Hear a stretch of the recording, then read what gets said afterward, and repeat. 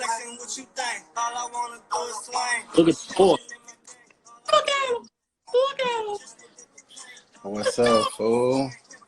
What's up, bro? What's the word?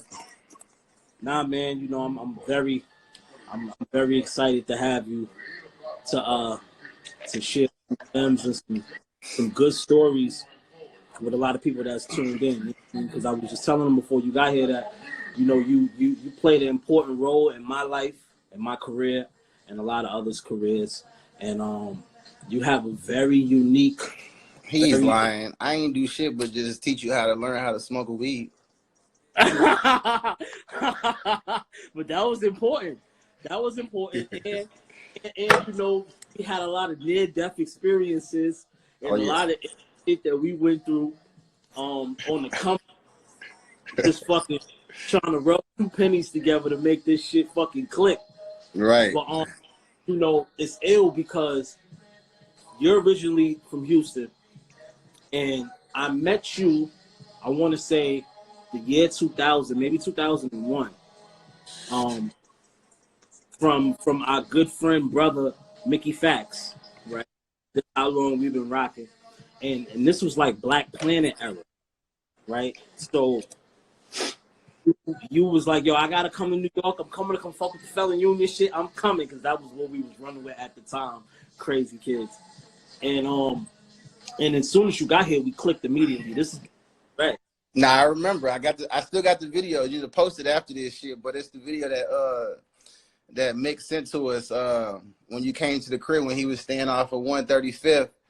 I was staying with Mick and Ant, and y'all started rapping and shit. And you know, pause, but I knew from the jump, bro, like we was gonna be homies, bro. Like it's crazy.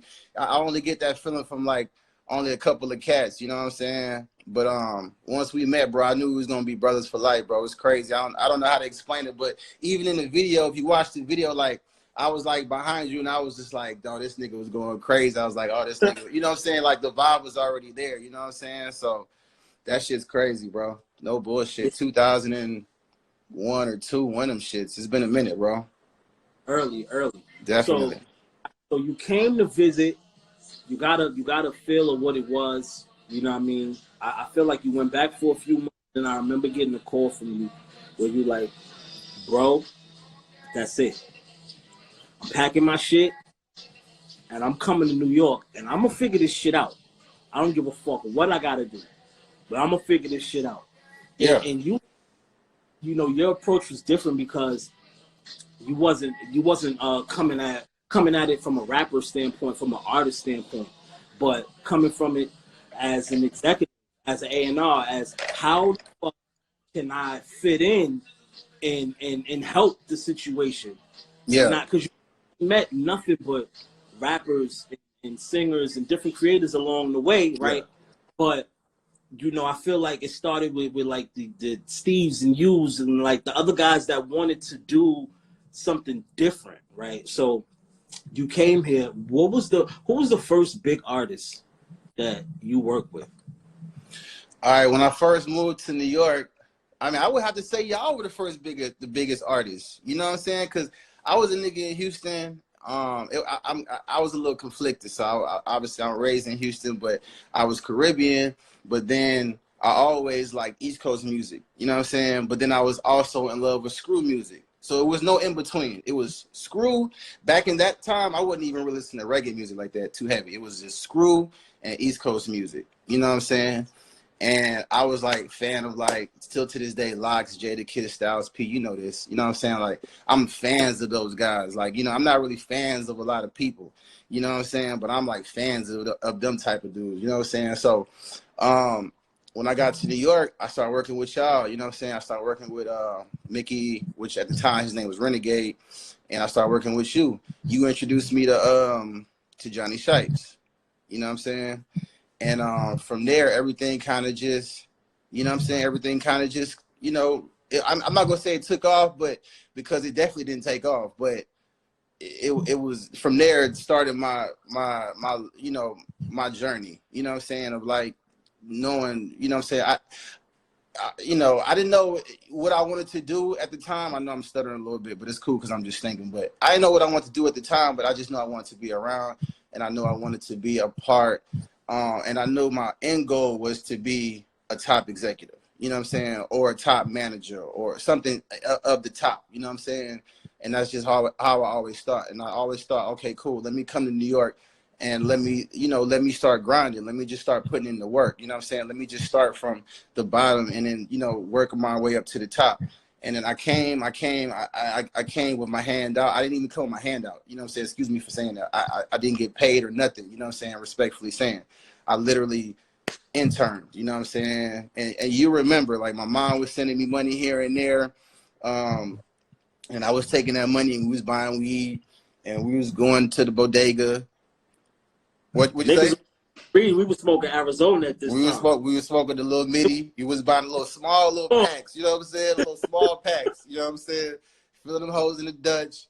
You know what I'm saying? But yeah, man. When I moved to New York, I'm not gonna lie, you guys definitely. I feel like y'all changed my life as far as like the things that I've seen. I've always been a open kid and wanting to travel and just see different things. But I felt like being around y'all niggas, like, I was just like, all right, this is it. Like, you know what I'm saying? Like, this is what I wanted to do. Like, you know what I'm saying? Like, coming from Houston, then being in Harlem, New York, and Harlem, like, it was like I was in a Spike Lee movie. You know what I'm saying? It was crazy. Like, you know what I'm saying? It was, you know, like, for real, bro. Like, being on the stoop, you know what I'm saying? Just being on the stoop all day. We just chilled on the stoop all day.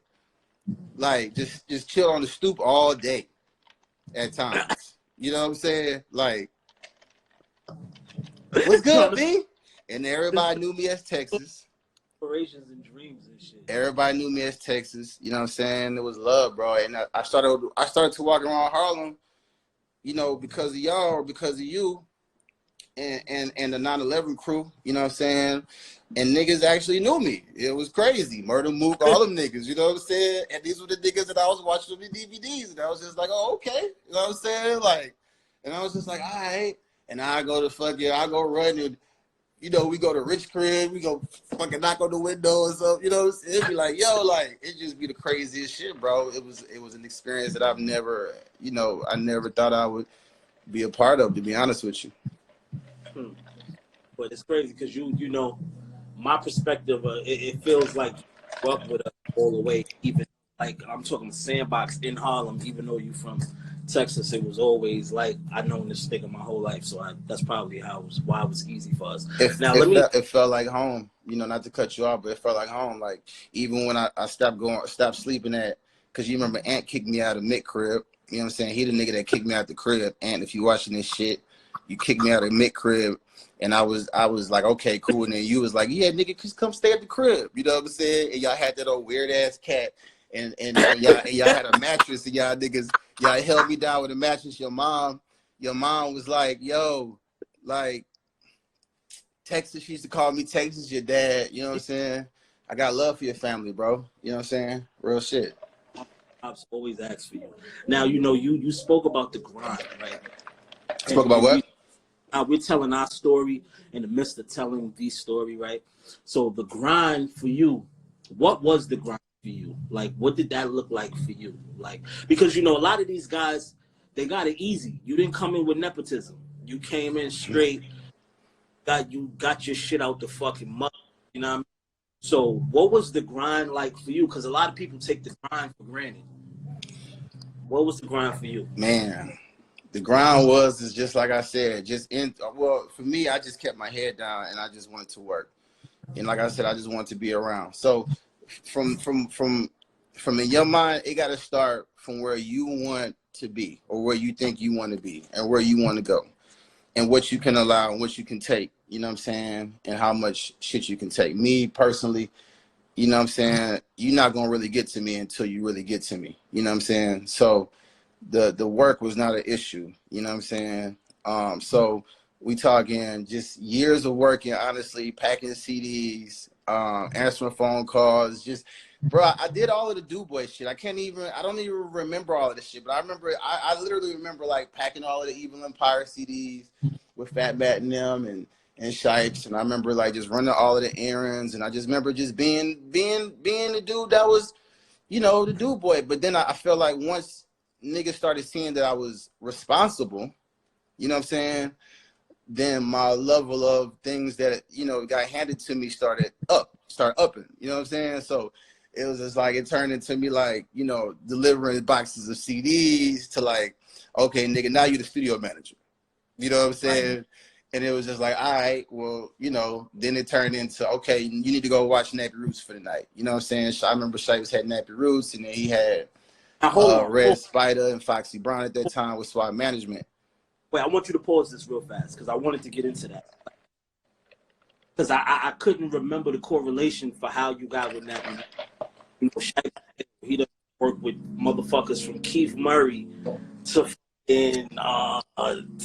Foxy Brown. So it's been Shipes had me doing all types of shit. Shipes was managing P Rock. My first job with Shipes was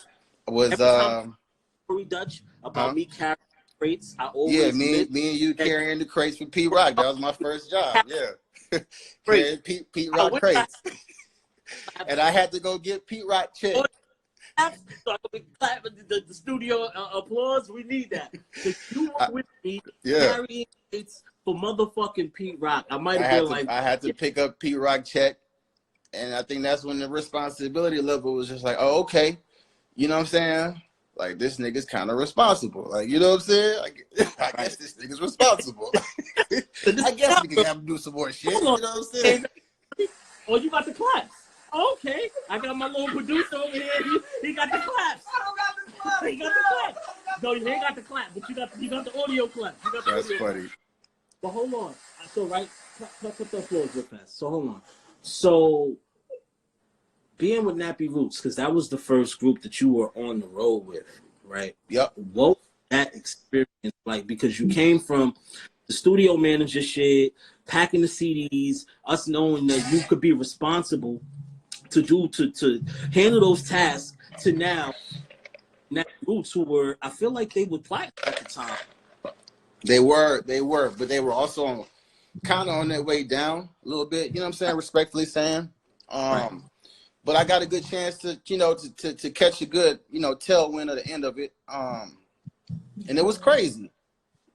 You know what I'm saying? I didn't know what the fuck it was, to be honest with you. Like, they threw you in a cage. You was a fish, and they threw you in a bird cage because now you got to deal with 6 different personalities. Yeah, it was 6 niggas. It was crazy. I didn't even think it was gonna happen like that. So how it happened was, Shipes just hit me. He was just like, "Yo, I got Nappy in town tonight," and he was like, "I need you to go to the club with them and make sure they're good. Then we go to the club." So I was like, "All right, bet." You know what I'm saying? Everybody know I'm the club nigga. Yeah, I was the club nigga. You know what I'm saying? Everybody know. You know, yeah, you know, didn't see all the niggas to the club. You know what I'm saying? All of that shit, bro. You know what I'm saying? Rest in peace. But anyway, yeah, man. So I went to the club with Nappy and them, and I just, you know, I just kept on asking them like, "Yo, y'all good? Y'all need anything?" That was it. Like, you know what I'm saying? That's all I was doing. I was just like, "Yo, y'all good? Y'all need anything? Like, y'all need anything? Y'all good? Y'all good?" And Skinny pulled me to the side, and he was like, "How old are you?" At the time, I was like 21 or 22, and he was just like, "Yo, man, road manager." And I was just like, "Yeah, bet." You know what I'm saying? You know, I was like, "Bet." And then the next day, Shipes was like, "Yo, you know, Skinny hit me about, you know, the road manager." And then at the time, I believe he was working with Yoni Goldberg. Yoni Goldberg was in the fucking office. You remember Yoni? Of course. Yeah, Yoni was in the office, and everybody, he was kind of like a dick to me at the time, and I was like, "Yo, what's the road manager?" Like, you know what I'm saying? I remember asking him, like, "What's the road manager?" Because I didn't know what the fuck a road manager was, to be honest with you. And I was like, "What's the road manager, bro?" And then he was just like, "I don't know. Just look that shit up." And I was like, "Bet." Hard on you. That I think I kind of remember you telling me. You know what I'm saying? And I was just like, "Bet." What's wrong with that? And he just told me to look that shit up, and I was just like, "Bet." And then 2 weeks later, I was on the fucking road, bro, to Kentucky. And then, shit, it was crazy, bro. Like, I ain't gonna lie, 6 dudes, me by myself. I mean, I wasn't just their road manager. I was the road manager. I was the DJ. I was the driver. I was security. I was the dude that got the little skanky girls, you know what I'm saying, at the end of the show. I was, you know what I'm saying, I was the nigga that was doing, I picked up the money. You know what I'm saying? Like, You know what I mean? Like Who was the nigga that made it happen? you know what I mean? All of that shit, bro. It's crazy. It happened. So from Nappy Roots, because I'm trying to go chronologically into your journey, so we could, you know, so everybody could get some insight on what it took for you to get to where you're at and where you're still going. You know, it's nowhere near at its peak. But what artists did you work with? After Nappy? Yeah. After Nappy, I came back. Nappy was about 3.5 years or 4 years. I came back. Shipes was working with Zach Katz and J.R. Rodham. That's Sean Kingston. Right. Another, you know, and I feel like that I'm good. We can talk about this. We can. I got to share with you. Oh, you want to talk about the situations? Shout out to fucking Sean Kingston was a crazy kid. I got mad love for Sean, but that was a wild situation. All due respect, when I say crazy, I'm talking about he was the kid that I was just like, man, am I the writer? What am I the caretaker? Like I'm this nigga we in Roosevelt and fucking Omarion is in the Roosevelt around the same time. This is like fresh off of B2K Omarion, and Sean is like, we supposed to be like writing and like going over work, and he's like, you're the writer, you write it. Omarion's in the lobby, I'm going to go find him. And I remember calling you and calling Shipes like, get me the fuck out of here. Like, yo, what the fuck? Listen. But for you, what role did you take on with Sean? Road manager. I was actually not supposed to be the road manager. I was at the time, again, Shipes, you know what I'm saying? I was working with you guys. So Shipes was working with, he was working with Zach at the time. I think Zach had actually signed Sean. Zach and J.R. Rodham had Sean signed, if I'm not mistaken. Beluga. So yeah, to Beluga Heights. I was just a reference, you know what I'm saying? They asked if they knew anybody that was like, you know, I guess responsible enough. You know what I'm saying? I was a reference, and shit. I met Zach and I met Sean, and they picked me, and then shit. There we go. Oh, and yeah, Lindsay knows. Lindsay's on here. She knows too. I met Lindsay Green throughout that whole thing. It was probably one of the best things, to be honest with you, our travel agent. You know what I'm saying? She's a wonderful person. But yes, yeah. And I know, you know, just from my little story and all of the fucking Easter eggs that we got and inside jokes, just funny shit that we went through at the time, you know, road managing for Sean wasn't the easiest task either. Nah, but I was cool with it because, you know, it's one of them things where I felt like I needed to have that experience. You know what I'm saying? Real nigga shit. Like, you know what I'm saying? Excuse my language, but I needed to experience that shit. That was like, that I needed that. You know what I'm saying? That was perfect. Because that was prime time. That was at the early. It was perfect. It was prime time. It was, you know what I'm saying? Like, we talking about 3-4 flights a day, 2 or 3 flights a day. The wildest shit. Arthur Ashe, all types of shit. I mean, Beautiful Girls was so humongous. That record was a colossal record, man. Just yeah. that whole. I feel like I forgot. I think the project went gold. Yeah, it was a good record. And like I said, I wasn't supposed to do it. Actually, Steve Lobel was supposed to be his road manager at the time. He was finishing something off for Bone Thugs and Harmony. I remember it vividly. He was finishing off a tour for Bone Thugs and Harmony, and I was just holding it down. But I did my best for 9 months.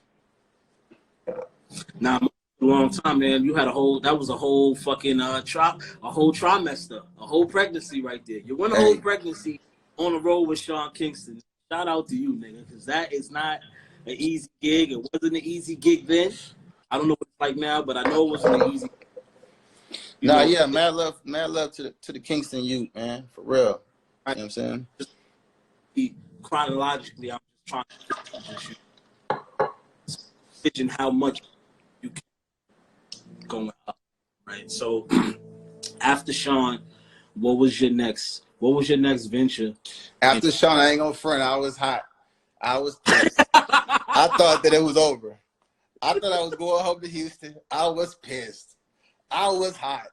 I damn near almost cried. I think I did cry, bro. Real nigga shit, bro.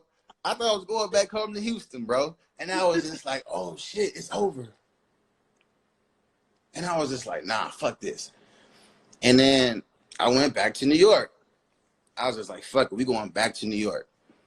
You know what I'm saying? And I think this was like around 2007, 2008. And this is around the time you guys started formulating Smokers Club. And this is around the time he had just signed Nipsey. You know what I'm saying? Right. And he was working with also Austin Rosen too at the time too. Right. Nipsey and Sean came around the same time. Because I feel like when we was going to LA to go fuck with Sean, that was like around the same time. I remember all of that. I know name. Yeah, I remember all of that vividly. Go fuck with them then. Yeah. Yeah, it was a crazy time. What was your relationship like back then with Nip and the guys? Like,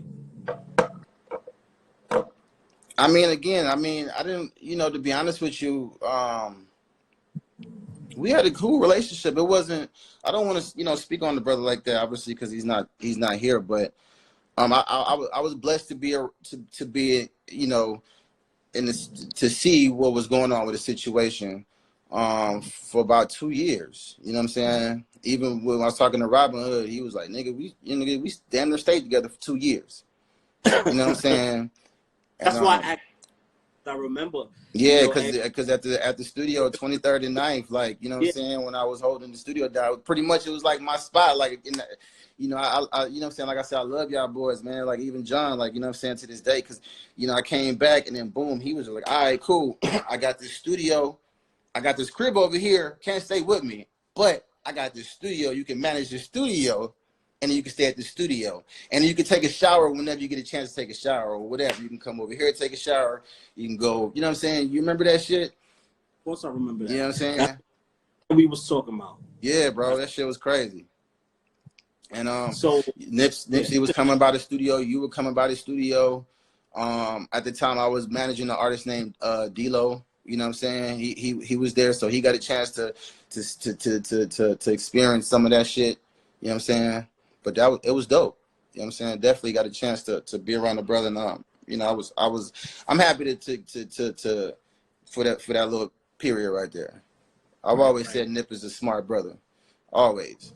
That lives forever in our time. That lives forever in our time capsule. We had mad conversations. He was always telling me he was ahead of his time. No bullshit. Facts. So, like, all right, so, you said something interesting. You was managing. So, basically, you wear more then and now. Say it again? I said you wear more than one hat then and now. Because you was you said something about managing the artist. When did it click to you to manage an artist, like, fully? Because at that time, you wasn't on the road. You was just managing an artist, like... What was that like? Like, what was that thought process like going into that? Like, excuse me. Shit. My fault, y'all. You by yourself or you can't hang. You still can't hang. Anyway, bro, we talk about managing the artist. I really don't know when you know what I'm saying? I really have to chuck that up to, I feel like it's always been inside me, but I always feel like, I was scared to let it out. You know what I'm saying? I got people like you. I got people like, I call my brothers like Steve-O now. Steve, you know what I'm saying? Steve-O Brown. Steven Brown, my brothers, stay with them niggas too. You know what I'm saying? Stayed in Jersey. Niggas held me down, 32 Commonwealth. I hope they don't still stay there. I remember their address. Nigga, we was in the hood in Jersey, nigga. We'll figure it out, bro. Hey, nigga. Hey, we was in the hood in Jersey. Oh my gosh. Steve stayed in the hood in Jersey. Yo.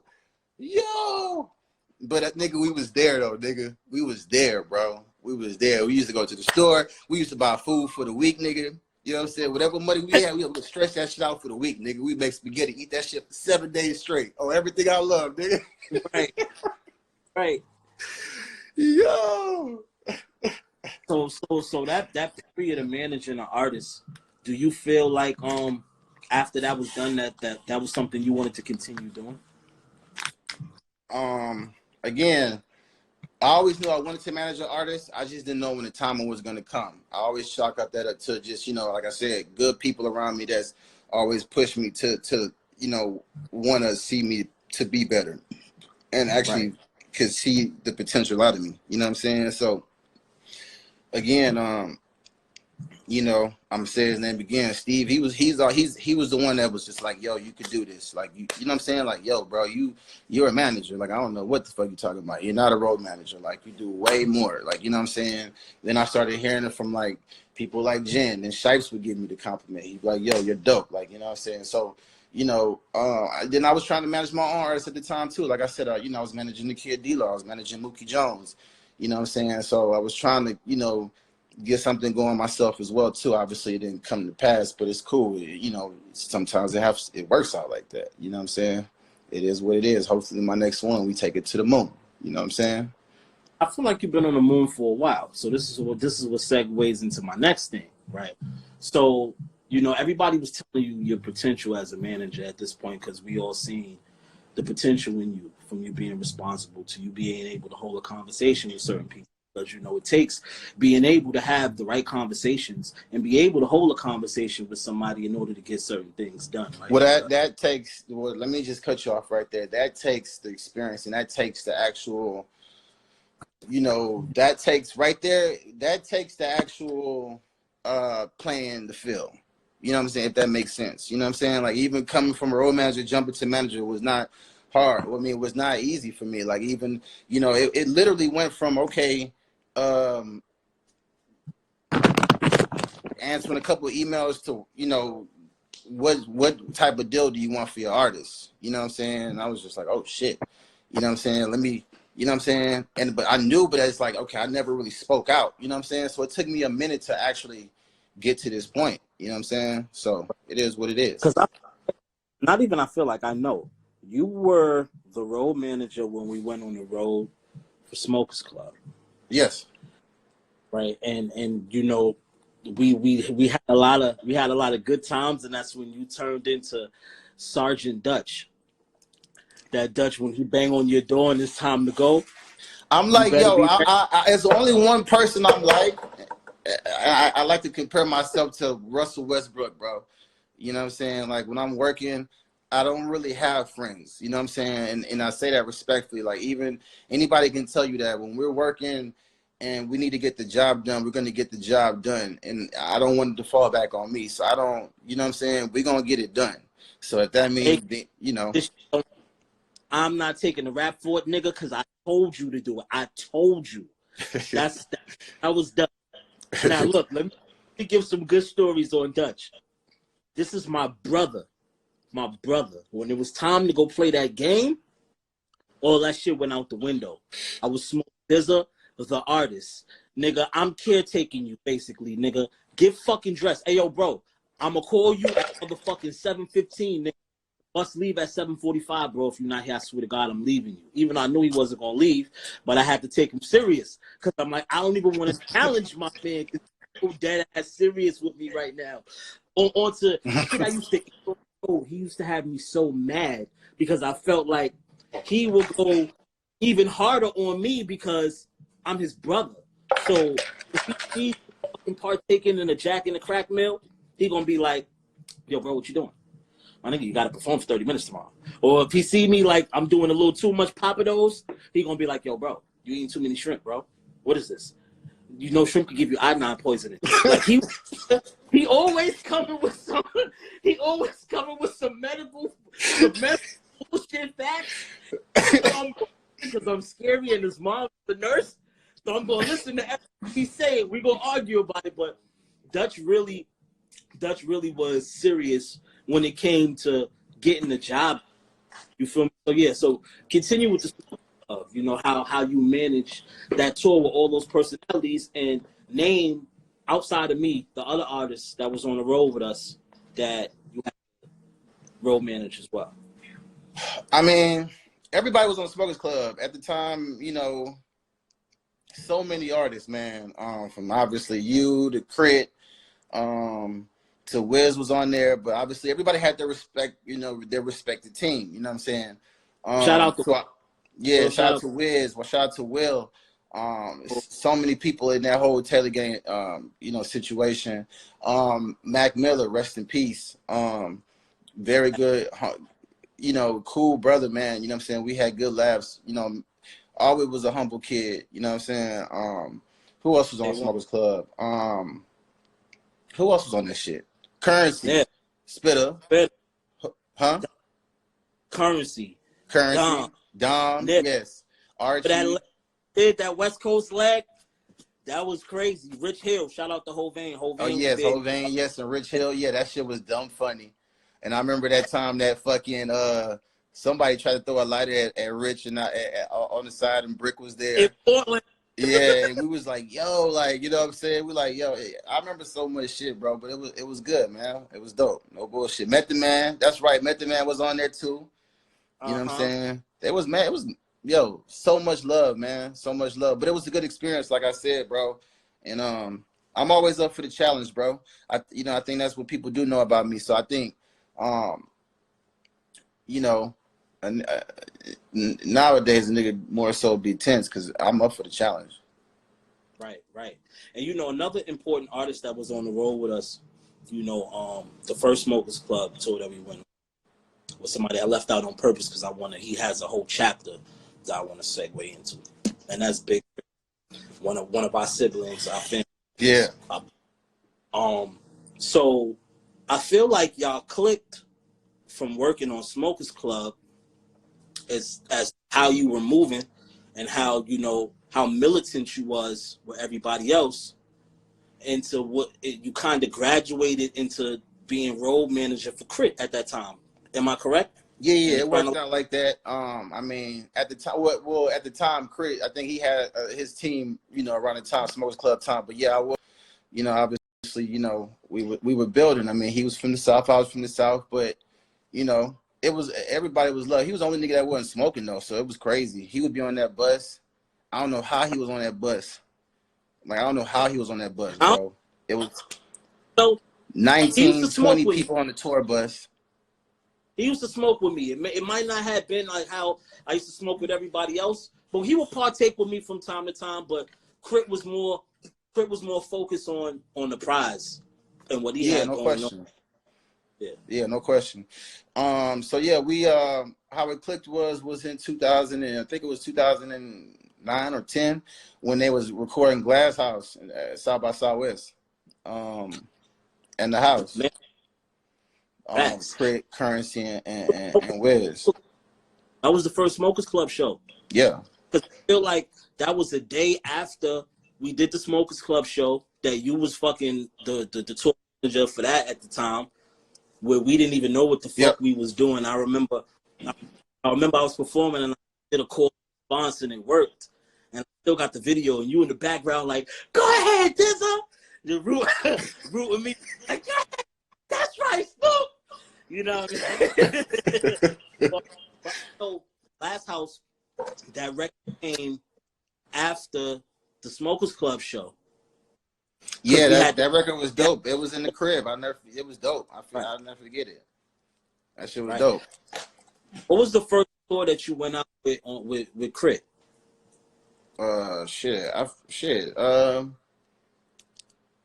What the fuck was the first tour? Was it the Crit Was Here tour? What was that? The first tour Crit ever went on, I was there because, well, hold on, let me back that up.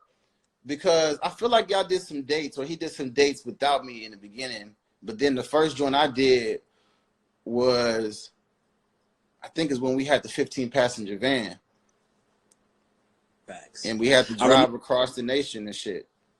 right. I can't remember if this was when it was me, Crit, and Machine Gun Kelly, because I remember we had like a few shows together in Texas.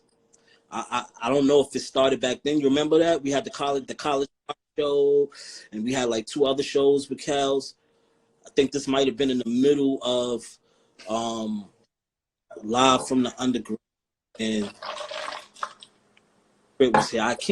I'm trying. I can't really remember the order, but I remember you being there because you was manning the road at that time. Like I can't even remember a time where you wasn't on the road with us. So Yeah, so R4 like, tour. Yeah, R4 tour. yep, Yeah. Return of Fab. Yep. So all right, so you started from there, right? And then it's interesting because, like I said, you wear many hats, right? So you turn from the road manager into the manager. Now, the manager is a very, very important role in an artist's career, right? And we already went through all the history that you have with being responsible and being able to hold conversations with people and being able to collect the money, not being a pushover, because being a manager, you got to be tough to be a manager too. You know what I mean? Like, because a promoter might not want to pay you. You know what I mean? You did a lot. Like, how was that transition, right? Because Crit is a big deal, right? Not to say like none of the other guys was a big deal when you were doing management, but Crit is a big deal. How was the transition with you growing from caretaking, road managing, doing anything that needs to be done into taking this into a huge artist like Big Crit and making sure that, certain things get done on his behalf? Just the upbringing that I saw, I've seen, again, respectfully saying, like, Shipes they set a tone already with Crit. You know what I'm saying? So we gotta for one, we gotta give Shipes mad love and attention, when it comes to that part. Because I remember when he first played Crit for me in 2009. I remember him asking me. I remember him vividly asking me if he thought that Texas was gonna fuck with it because at the time Crit had little reminiscences of obviously he had who he was, but then it was people were like, oh, he sounds like Pimp a little bit. You know what I'm saying? The influences of who he so of who of clearly who who we listened to coming up. You know what I'm saying? Right. And I remember listening to it and I was like, yo, this is fire. You know what I'm saying? And then from there, that's that's from there. But just seeing how he was able to take care of everything. So, my thing is if you really want to take on something or if you want to, be ahead of something, that means you got to have great responsibility once again. So, it's not hard for me to just look and see what's going on, you know what I'm saying, in any situation. And what I learned from Shipes is to build a team, and respectfully not rely on the label for shit. You know what I'm saying? And that's real nigga shit. So so whenever the split off happened, I was there was already a team that I was we was building. You know what I'm saying? So Steve was there already. He wasn't going nowhere regardless. Him and Crit already had a bond. You know what I'm saying? So we just built. Amina was there. We picked up Amina and we ran. You know what I'm saying? We had our creative team. You know what I'm saying? When it comes to from the music side, then we also had a creative team from the merch side. We had a merch team.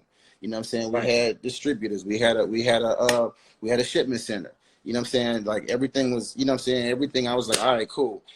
If this is how it's going down, that's how it's going down. That's how we're going to keep it going. You know what I'm saying? We're not going to drop it off. You know what I'm saying? Because I'm not going to lie. At first, I was nervous as fuck. So I was like, oh, shit, it's all on the nigga. Like, you know what I'm saying? So I was just like, all right, bet. I'm going to make sure that I keep this sustained, and I'm going to try to continue to God's blessings, bring it up as much as I can. You know what I'm saying? So I feel like I definitely sustained Crit throughout the years. You know what I'm saying? I wouldn't say that, you know what I'm saying?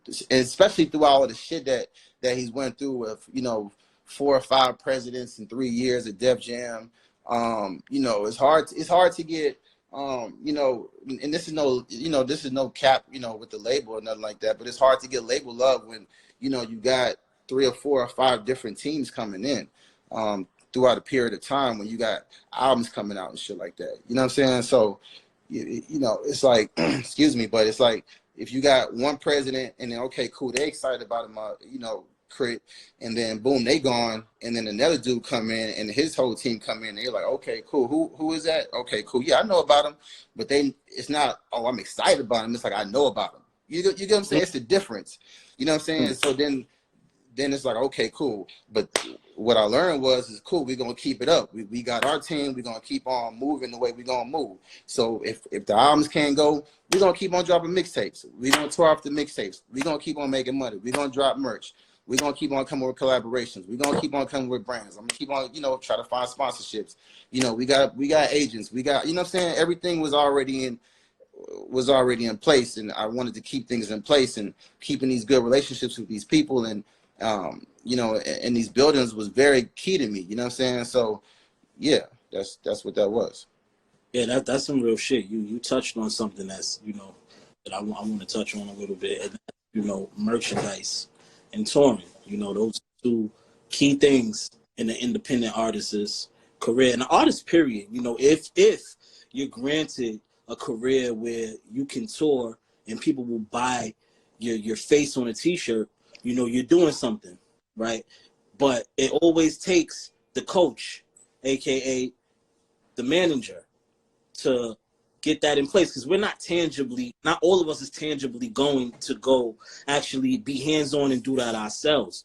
How did you attack getting different sponsors? How did you attack the merchandise? How did you attack routing some of these tours? Because a lot of people don't know how that comes about. They think it just happens. So if you don't have a label, how are you going to do it? So how did you come about doing that? Well, I just looked at the market, you know what I'm saying? Sometimes you got to look at the market, and then sometimes, and when I say the market, I'm talking about the industry, you know what I'm saying? You know, you got to look at the market and see what the market's doing. You know what I mean? Sometimes you got to do your homework, take your notes, you know what I'm saying? You know, at first I noticed, you know, when Crit would drop a project, he would tour immediately. We would drop a project and he would tour a month after, or he would tour in the middle of a project. And then for me, I would be on the road and I'd be like, okay, you know, we be in these cities and we be, you know, we touching the people, you know what I'm saying? So I'm like, okay, people come up to me and they're like, oh shit, you know, we hit the mall or something. They're like, oh yeah, come to the show tonight. Oh, Crit in town tonight? Or, you know, we tweeting, or we just doing our best of, you know, grassroots, you know, marketing promotion mixed with, you know, social marketing, you know what I'm saying? Social media marketing. And a lot of people didn't know we was coming to town. I just felt like at one point I was just like, damn, are we not giving people enough time to know? Are we not promoting it enough? Are we not giving people enough time, et cetera, et cetera, et cetera? So I just started looking at the market and I was just like, all right, cool. Well, let me look at some of the peers where I think he should be. You know what I'm saying? I started noticing, you know, and this is just game, this is just real talk. But I started noticing that, you know, some people would drop albums and they wouldn't tour until 3 or 4 or 5 months after that shit. And I would be like, okay. But then their tours would be crazy. You go to their fucking shows, everybody know the shit. And by that time, everybody's rounded up and they just can't fucking wait. You know what I'm saying? And between that 3 or 4 or 5 months, they're dropping fucking videos and they're just keeping themselves relevant. You know what I'm saying? So I just started to switch it up. I said, all right, cool. You know, one project, I was just like, all right, well, let's just drop this project and then let's fucking do the tour 3.5 months later. You know what I'm saying? So I was just like, let's just test it out.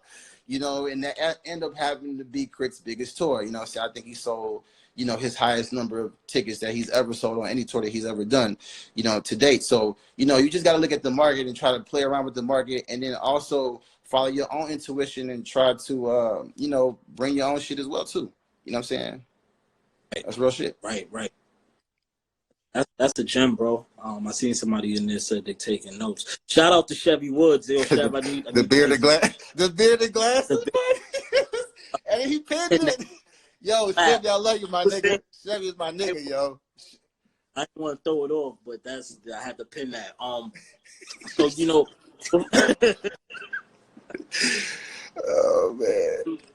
So before before we wrap up, what do you look at when you try to find an artist? What are you looking for when you're looking for an artist? Man, um,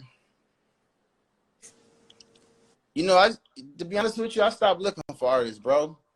You know what I'm saying? Like I don't want to look for artists. I just want to find one, if that makes sense. You know what I'm saying? It just kind of clipped up a little bit. You can hear me? Woo, woo, You woo. can hear me? That's what I heard you. That was deep. I was ad-libbing you just now because that's some ill shit. You know that because a lot of people, a lot of artists, spam your Nah, DMs. I'm because sure. it's like it's a lot of artists. I mean, don't get me wrong. I'm not trying to knock nobody's dream. I think everybody's dope in their own way. Um, it's just for me, I want to work with somebody that wants to put in the same amount of work that I want to put in. Let's try to take it to the moon. Let's get creative with it. Let's be forward thinkers. Let's try to push the culture forward. You know what I'm saying? And that's what I'm looking for. If I am looking, you know what I'm saying? So that's just real That's shit. some good. All right, so bust it right. What advice do you give any aspiring road manager, A&R out there that's in our chat right now? All right, you just asked about road manager, ain't I? All right, so road manager, any road managers, if there are any road manager, anybody that wants to be a road manager, just stay on your shit. Don't do anything that you shouldn't wait for an artist to ask you to do anything. Everything should be done. They should be peachy. They should be chilling.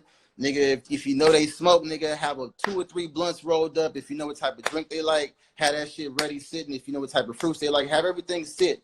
Don't take anything for granted. Don't try to make it seem like you're bigger than the artist. You're never bigger than the, you know what I'm saying, than the master. It just is what it is. And it just, you know what I'm saying? And you just got to play the game right. You know what I'm saying?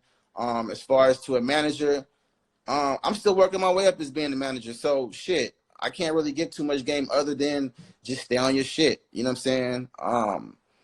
Stay on your shit, stay on your grind. Just try to stay forward, read up on your shit. Try to, try not to get too conflicted with everybody else is saying. If it's a bunch of artists going one way and you feel like you need to go the other way, you just need to find out your median and figure out how you want to look at the situation and figure out how you want to take on your next client and how you can bring that situation to the game, because nothing is new under the sun. You know what I'm saying? Real shit. I would Huh?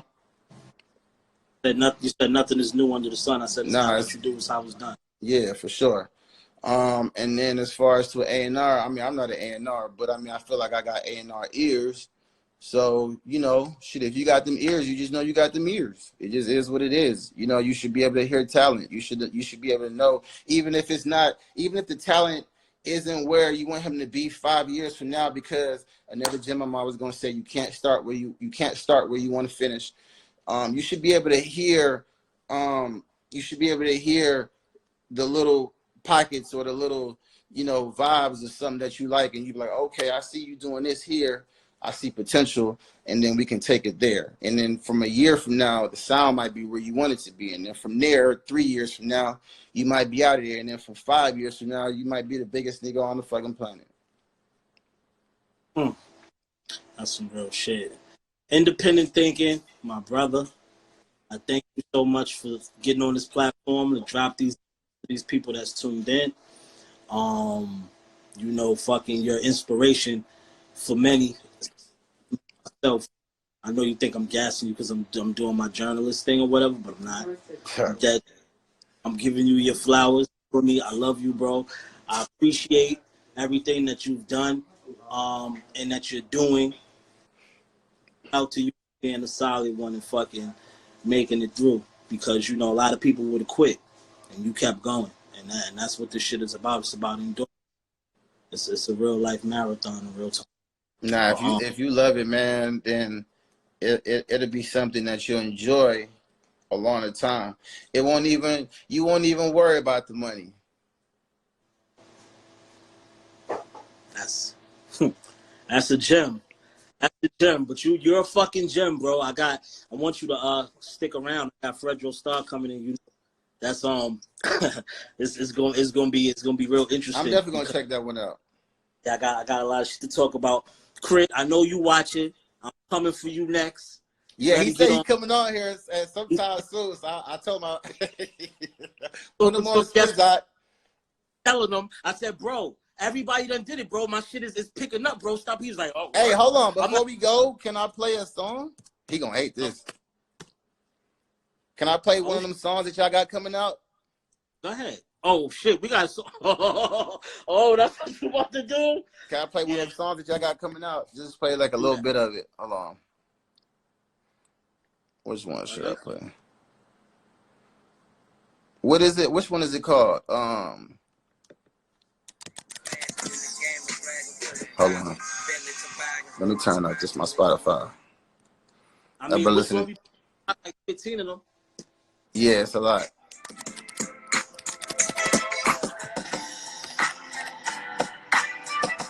Can you hear that?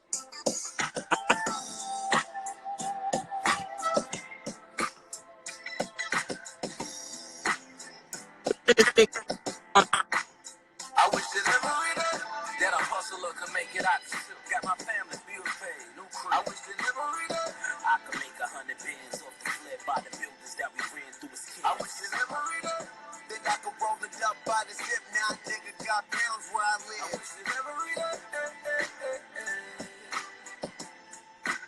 I wish that I popped up clean.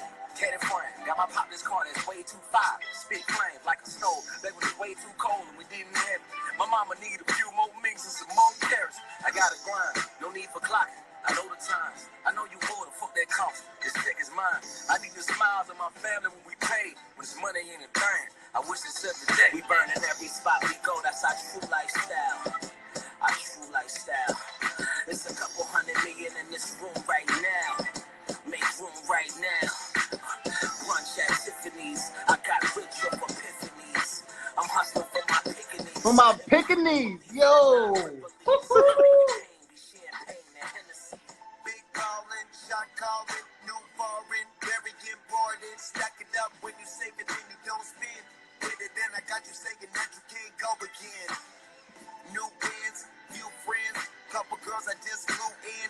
Used to drink tequila till I made her do gin. Spent the night, a nigga made her wanna move in. I wish that a hustler could make. That's it. That's it. That's it. That's it. I'm glad you played that version and not the other version with the other homie on it. That's good. Yeah, man. But I'm looking forward to that coming out, man. I'm looking forward to that come out, bro. For real. Yeah, I'm not about it, Hov. I'm chilling. I'm good. Yeah, man. Peace. Shout out to Wayno and this motherfucker. Shout out to my brother Jason Tony. Shout out to Rose in here. You know what I mean? Team Big Crit, all that. Yo, Dutchy, I love you. I'm about to keep shout out to everybody. Thank y'all for the support. Smoke, you already know what it is, bro. Come on, bro. Already. I'm going to tap in with you in a few. Yes, sir.